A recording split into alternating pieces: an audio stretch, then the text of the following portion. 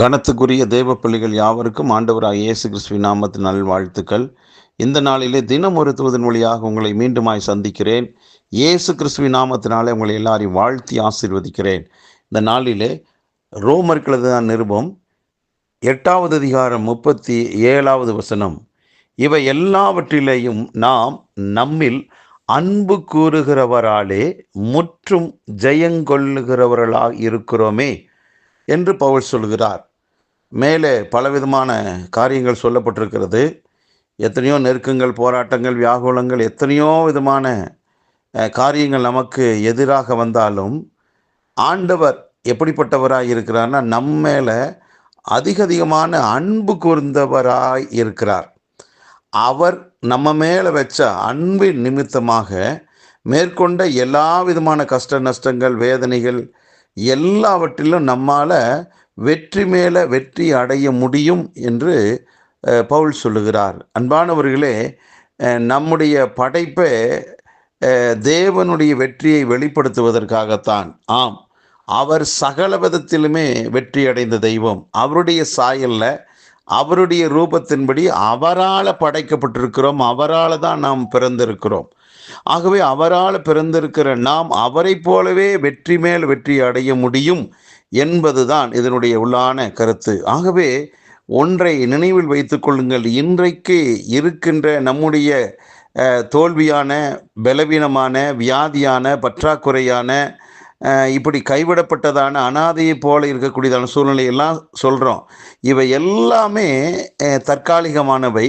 இவை எல்லாவற்றிலுமே நம்மால் ஜெயம் அடைய முடியும். எப்படி? அதுதான் கேள்வி. எப்படி என்னால் ஜெயிக்க முடியும்?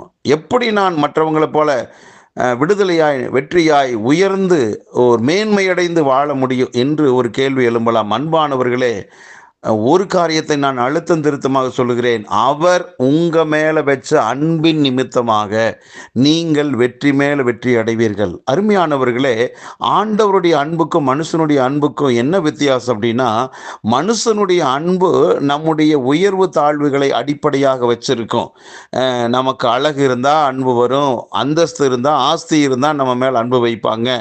ஒன்றும் இல்லைன்னா நம்மளை அப்படியே வெறுத்து ஒதுக்கி போயிடுவான். நேருக்கு நேர் வந்தாலும் கண்டுக்காம போவாங்க. ஆனால் எந்த விதமான சூழ்நிலையில் தோற்று போயிருந்தாலும், எல்லாமே முடிந்தது என்று சொல்லி உங்கள் வாழ்க்கையில் ஓரங்கட்டப்பட்டு வெளி உலகத்துக்கு உங்கள் முகத்தை காட்ட முடியாதவர்களுக்கு தலைமறைவாக இருந்தாலும் சரி, உங்களை அவர் நேசிக்கிறார்.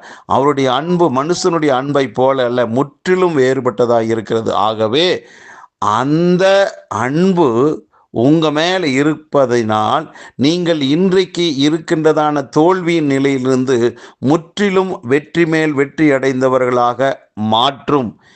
இயேசு கிறிஸ்துவின் அன்பு உங்களை வெற்றிக்குள்ளாக நடத்தும். அதை நம்புங்கள். நீங்கள் நிஜமாகவே வெற்றி மேல் வெற்றி அடைவீர்கள். நம்ப வேண்டிய ஒரே ஒருவர், இந்த வானத்தையும் பூமியும் படைத்த சர்வ வல்லமை படைத்த ஆண்டவராக இயேசு கிறிஸ்து. அவரை நம்புவோம். அவர் உங்களை உயர்த்துவார். நல்ல பிதாவே, இந்த நல்ல வேலைக்காக நன்றி. இயேசு கிறிஸ்துவின் மேலே நாங்கள் வைக்கிற அன்பின் நிமித்தமாக, ஆண்டவர் எங்கள் மேலே வச்ச அன்பின் நிமித்தமாக எங்கள் வாழ்க்கையில் உயர்வை நாங்கள் பார்க்கிறோம். அப்படிப்பட்ட உயர்வு ஆண்டவரே இதை கேட்டுக்கொண்டிருக்கிற அனைவருக்கும் உண்டாகட்டும். வாழ்ந்து சுகமாக இருக்கட்டும். ஒவ்வொருவரையும் வாழ்த்தி ஆசீர்வதித்து ஜெபிக்கிறேன். இயேசு கிறிஸ்துவின் நாமத்தில் ஜெபிக்கிற நல்ல பிதாவே, ஆமென்.